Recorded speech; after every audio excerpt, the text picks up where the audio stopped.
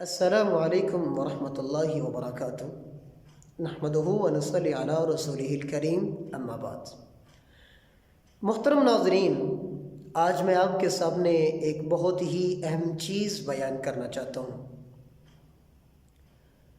ہم دیکھتے ہیں کہ مسلمان ایک بچہ جوان ہوتا ہے، جوانی گزارتا ہے، شادی شدہ ہوتا ہے، حتیٰ کہ اپنی ساری زندگی گزار دیتا ہے، اور ساری زندگی اس نے جوانی بھی گزاری ہے اور شادی شدہ اپنی زندگی بھی گزاری ہے، بیوی بچوں والا بھی ہوا ہے، اولاد بھی جوان ہو گئی ہے، اب بڑھاپے کو پہنچ چکا ہے، لیکن ابھی تک اس کو رسول اللہ صلی اللہ علیہ وسلم نے جو طریقہ غسل کا بتایا ہے وہ غسل کرنے کا طریقہ ہی نہیں آتا، ساری زندگی ایسے گزار دی۔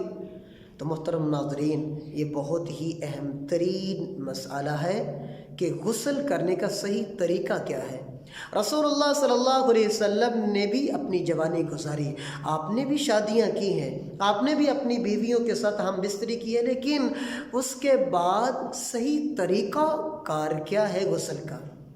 ہم نے کیا کرنا ہے؟ ہم اپنی زندگی گزارتے ہیں، جوانی بھی گزار دی اور شادی بھی ہوئی، راتیں بھی گزاری، دن بھی گزارے، لیکن اسی طرح گزار دی، نہ غسل کیا، نہ غسل کا پتہ، نہ طریقے کا پتہ، بس کوئی پتہ نہیں ہے ہم نے اب کرنا کیا ہے، اپنی زندگی گزارنی کیسے ہے، اپنے شب و روز گزارنے کیسے ہے، کچھ خبر نہیں، کچھ پتہ ہی نہیں ہے۔ محترم ناظرین، سنت کے مطابق غسل کیجئے، اپنے جسموں کو پاک کیجئے۔ رسول اللہ صلی اللہ علیہ وسلم کا فرمان ذیشان ہے، الطہور شطر الایمان، صفائی نصف ایمان ہے۔ اگر آپ اپنے جسم کی صفائی نہیں کرتے، آپ کا جسم پاک نہیں ہے، آپ کے کپڑے پاک نہیں ہیں، تو آپ کا کھانا، آپ کا پینا، آپ کا اٹھنا، آپ کا بیٹھنا کیسے پاک اور صاف ہوگا؟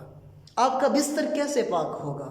آپ کا رہن سہن کیسے پاک اور صاف ہوگا؟ آپ کو غسل کا پتہ ہی نہیں ہے۔ تو محترم ناظرین، غسل کرنے کا سب سے بہترین طریقہ رسول اللہ صلی اللہ علیہ وسلم نے جو ہمیں بتلایا ہے، وہ سب سے پہلے ہم نے جب غسل کرنا ہے تو سب سے پہلے اپنی شرمگاہ کو اچھی طرح دھونا ہے، صاف کرنا ہے۔ شرمگاہ کو دھونے کے بعد جہاں جہاں گندگی لگی ہے اس گندگی کو صاف کرنا ہے پانی کے ساتھ، پھر اس کے بعد اپنے ہاتھوں کو اچھی طرح صاف کرنا ہے، دھونا ہے۔ اس کے بعد آپ اچھی طرح وضو کریں گے جس طرح نماز کے لیے وضو کیا جاتا ہے، لیکن آپ چاہیں تو پاؤں بھی ساتھ دھو سکتے ہیں، چاہے غسل کرنے کے بعد بھی آپ پاؤں دھو سکتے ہیں۔ آپ نے وضو کر لیا اچھی طرح، اس کے بعد آپ نے تین چلو پانی کے لیے لینے ہیں باری باری، اور اپنے سر کے اوپر پانی ڈالنا ہے اور اپنے سر کے بالوں کو اچھی طرح تر کرنا ہے، حتیٰ کہ بالوں کی جڑوں کو بھی اس پانی کے ساتھ تر کر لینا ہے۔ آپ کے سر کے بال خشک نہیں ہونے چاہیے۔ جب آپ نے تین بک پانی کے اپنے سر پہ ڈال لیے، اپنے سر کے بالوں کو اچھی طرح تر کر لیا، اس کے بعد مستحب طریقہ یہ بھی ہے کہ آپ اپنے دائیں جانب پانی پہلے ڈالیں، پھر بائیں جانب، پھر اپنے پورے جسم پہ پانی ڈالیں، اور اگر آپ سر کے بالوں کو اچھی طرح تر کر لیتے ہیں اور پھر آپ نہانا غسل کرنا شروع کر دیتے ہیں تو بھی آپ کا غسل مکمل ہو جاتا ہے۔ تو محترم ناظرین، یہ تھا غسل کرنے کا رسول اللہ صلی اللہ علیہ وسلم کا طریقہ مبارک۔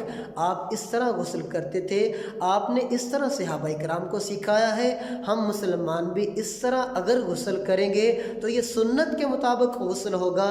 اللہ رب العزت ہمیں سنت کے مطابق غسل کرنے کی توفیق عطا فرمائے۔ ہم ایسی ساری زندگی گزار دیتے ہیں، غسل کرنا ہی نہیں ہے، بس ایسے گئے اور نہایا، کپڑے پہن لیے۔ یا تو کچھ لوگ تو ہم بستری کرنے کے بعد، راتیں گزارنے کے بعد شادی شدہ ہوئے تو پھر بھی ان کو پتہ ہی نہیں ہے کہ ہم نے رات گزاری ہے بیوی کے ساتھ، اب کرنا کیا ہے۔ ایسے ہی صبح اٹھے اور کھانا کھایا، ناشتہ کیا، اپنی ڈیوٹی پہ گئے، کام کاج کیا، سارا دن ایسے ہی گزار دیا۔ اللہ رب العزت ہمیں دین کو سمجھنے کی توفیق عطا فرمائے۔ اللہ رب العزت ہمیں صحیح معنوں میں قرآن و سنت کو سمجھ کے اس کے مطابق زندگی گزارنے کی توفیق عطا فرمائے۔ السلام علیکم ورحمۃ اللہ